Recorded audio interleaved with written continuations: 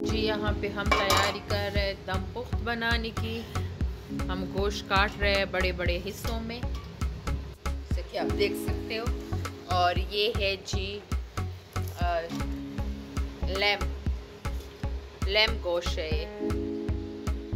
Ditch की हमने ली है देग टाइप, तो उसमें हमने पहले चर्बी लगाई है, चर्बी डाली है। अब हम गोश्त डालेंगे जो हमने बड़े बड़े पीसेस में लिया है। अच्छा थोड़ा कम किया है हमने, पता नहीं क्यों। अच्छा चलो ठीक है। वो चर्बी थोड़ी डाली है तो थोड़ी ये वाली चर्बी डाली है। तो ये लैम गोश्त है, ठीक है।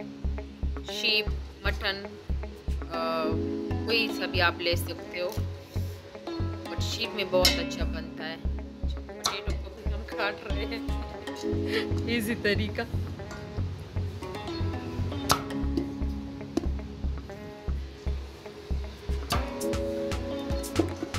तो पोटैटो को इतने पीसेस में काटना है, ठीक है। तो वो भी नीचे डालेंगे। इसके में हमने पहले लैम्ब चर्बी डाली है, फिर 4-5 पोटैटो, 5, 6, 7, 8 जो जितनी आपकी मर्ज़ी आप डाल सकते हो। तो उनको 2 पीसेस में काट के हमने तिचकी में नीचे डाला हुआ है, ठीक है। अब हम ऊपर से गोश्त ऐड करेंगे इस तरह से। गोश्त को अपने बड़े बड़े पीसेस में काटना है। खबर ही नहीं। सो एक लहर सी लगाई है, तय लगाई है हमने पोटैटो के ऊपर, ठीक है, गोश्त की। तो हम और भी ऐड कर रहे हैं। तो हम गोश्त सारा ऐड कर रहे हैं इसमें इतने बड़े बड़े पीसेस में। सो हम चिली को ऐड कर रहे हैं 2 पीसेस में काट के, ठीक है। अपने सारी चिलीज को ऐड करने, आप अपने मर्ज़ी के मुताबिक चिली ऐड कर सकते हैं जितना स्पाइस आप लोगों ने खाना है। वैसे इतना स्पाइसी तो ये होता नहीं है, लेकिन फिर भी ज़्यादा स्पाइसी अगर आप लोगों ने बनानी है तो ज़्यादा चिली ऐड कर ले। चिली तकरीबन हमारी ऐड हो गई है। अब हम नेक्स्ट स्टेप लेमन डालेंगे। लेमन का रस हम लेंगे, तो फिर वो जो रस निकलता है, जो लेमन बचता है, वो भी आप लोग ऐड कर सकते हैं इसमें। इस तरह ऊपर से हम लेमन का रस डाल रहे हैं, ऐड कर रहे हैं इस तरह से। देख सकते हो हमने बहुत सारा लेमन का रस इसमें ऐड किया है। मज़ीद कर रहे हैं और भी। ऊपर से हम ऐड करेंगे जिंजर गार्लिक पेस्ट, 3.5 टेबलस्पून हमने ऐड किया है जिंजर गार्लिक पेस्ट। अब हम ऐड कर रहे हैं विनेगर,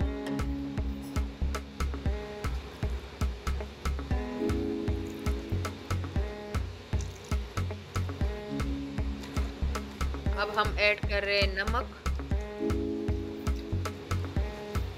आप अपने टेस्ट के मुताबिक ऐड कर सकते हो। हमने तकरीबन 2 टेबलस्पून ऐड किया है, या 2.5 कर दे। तरह जो डिचकी का ढक्कन होता है ना, उस पे हमने इस तरह आटा लगाना है चारों तरफ से।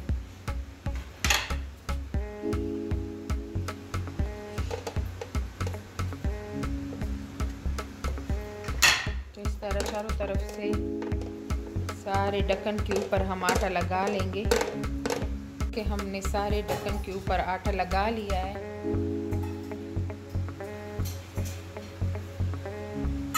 करके हमने ढक्कन रखना है और ऊपर से प्रेस करते रहना है, ठीक है, ताकि वो आटा अच्छी तरह चिपक जाए और इसके सारे बंद हो जाए।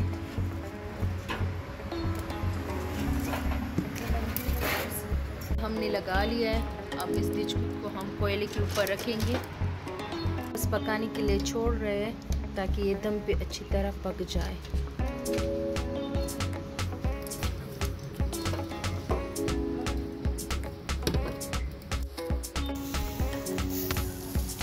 तो ये यहाँ पे बारबेक्यू हम बना रहे हैं।